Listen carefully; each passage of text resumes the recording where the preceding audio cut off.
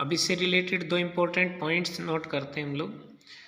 ये एक एक नंबर के छोटे क्वेश्चन में पूछे जा सकते हैं। आपने अब तक की पढ़ाई में ये समझा कि जो डायोड होता है उसका फॉरवर्ड रेजिस्टेंस जो होता है बहुत स्मॉल होता है, रिवर्स रेजिस्टेंस है वो हाई होता है। और आपको पहले भी बताया है कि जब हम आइडियल किसी भी चीज़ की आइडियल होने की बात करते हैं तो जो लो वैल्यू होती है वो जीरो हो जाती है और हाई वैल्यू है वो इन्फिनिटी हो जाती है। तो ये बात ध्यान रखेंगे, resistance of ideal diode in forward biasing is zero और resistance of ideal diode in reverse biasing is infinite. ठीक है। इसके बाद जो नेक्स्ट टॉपिक है हमारा वो बहुत ही ज़्यादा इम्पोर्टेंट टॉपिक है, मोस्ट इम्पोर्टेंट टॉपिक कहूँगा मैं इसको, P N junction diode as a rectifier. अब आप लोगों ने अब तक ये समझ लिया अभी पी एन जंक्शन डायोड होता क्या है, डिप्लीशन लेयर कैसे बनती है, उसमें किस तरह की बायसिंग दे सकते हैं, फॉरवर्ड बायसिंग, रिवर्स बायसिंग, उसके ग्राफ पढ़ लिए। अब हम उसकी यूज पढ़ेंगे कि हम ये जो पी एन जंक्शन डायोड है इसको किस तरह से यूज कर सकते हैं। तो इसके यूजेस में पहला यूज है एज ए रेक्टिफायर। हम पी एन जंक्शन डायोड को एक रेक्टिफायर की तरह यूज कर सकते हैं। तो पहले समझते हैं भी रेक्टिफायर क्या होता है।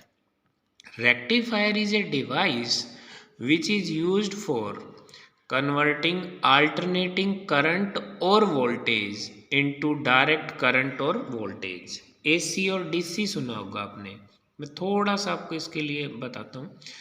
जैसे आपके पास जो कोई बैटरी होती है, बैटरी या सेल होती है, तो आपने देखा होगा कि उसके जो दोनों टर्मिनल होते हैं वो फिक्स होते हैं।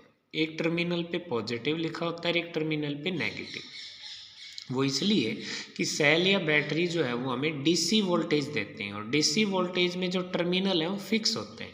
भाई जो पॉजिटिव है वो पॉजिटिव ही रहता है, जो नेगेटिव है वो नेगेटिव रहता है। यही कारण है कि डीसी करंट जो होता है उसकी डायरेक्शन फिक्स होती है, पॉजिटिव से नेगेटिव।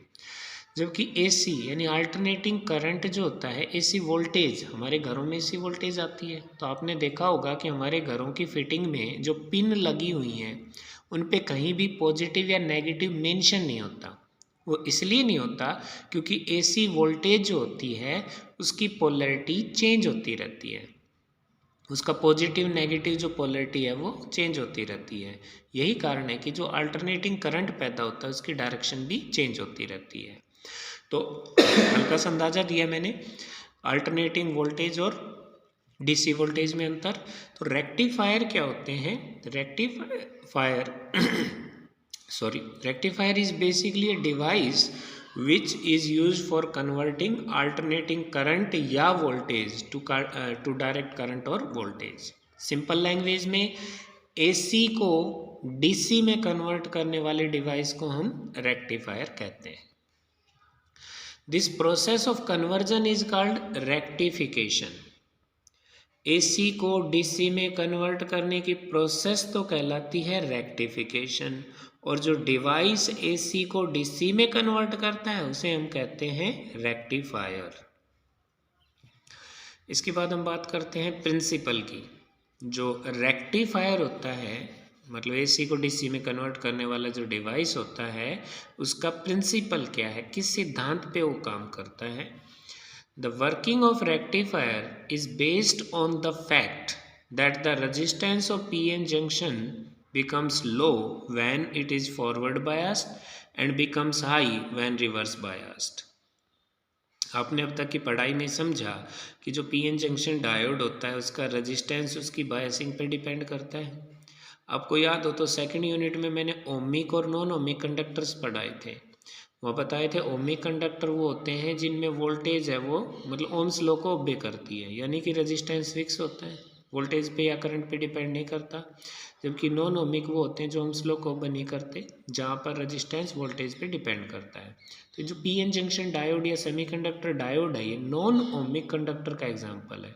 ये ओम्स लॉ को ओबे नहीं करते, मतलब इनका जो रेजिस्टेंस है वो वोल्टेज चेंज करने से, पोलैरिटी चेंज करने से चेंज होता है।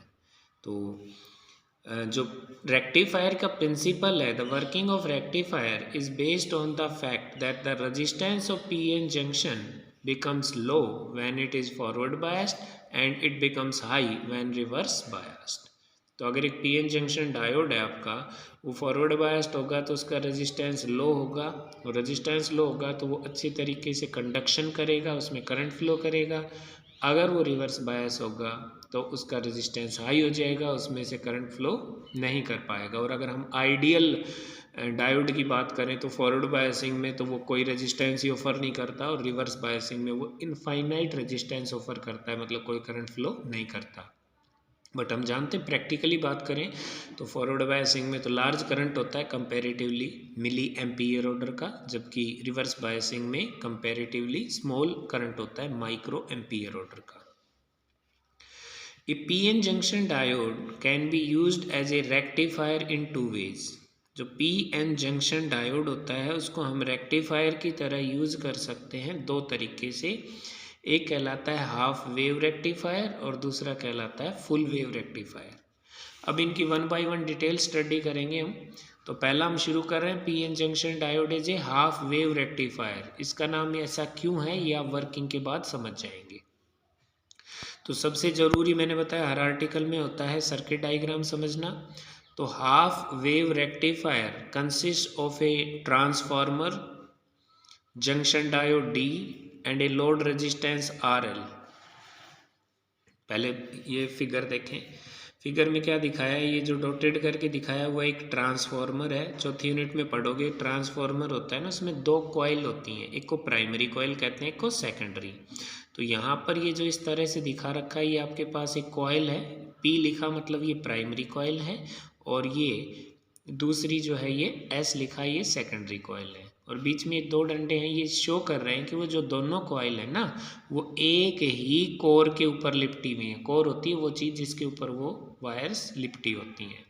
तो ये पूरा मिलके एक ट्रांसफार्मर बना रहा है। P प्राइमरी कॉइल है, S सेकेंडरी कॉइल है, ठीक है।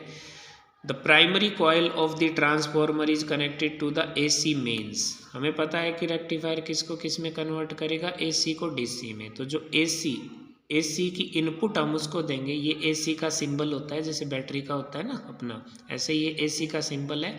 तो इनपुट AC किसे जोड़ दी, प्राइमरी कॉइल से जोड़ दी।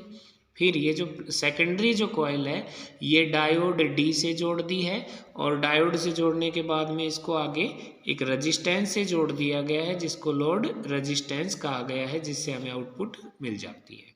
ठीक है स्टूडेंट्स, तो आज मैंने सिर्फ इसकी कंस्ट्रक्शन और सर्किट डायग्राम बताया है। वर्किंग हम कल करेंगे। एक बार फिर देख सकते हो कि हाफ वेव रेक्टिफायर जो होता है उसमें क्या होता है, एक तो ट्रांसफार्मर होता है जिसमें दो कॉइल है, प्राइमरी और सेकेंडरी। उसके अलावा एक डायोड होता है D, और एक होता है रेजिस्टेंस, लोड रेजिस्टेंस कहते हैं। Primary coil is connected to the input AC and the secondary is connected to the diode. तो इसकी वर्किंग हम कल समझेंगे, मतलब नेक्स्ट वीडियो में। ठीक है, हैव ए नाइस डे।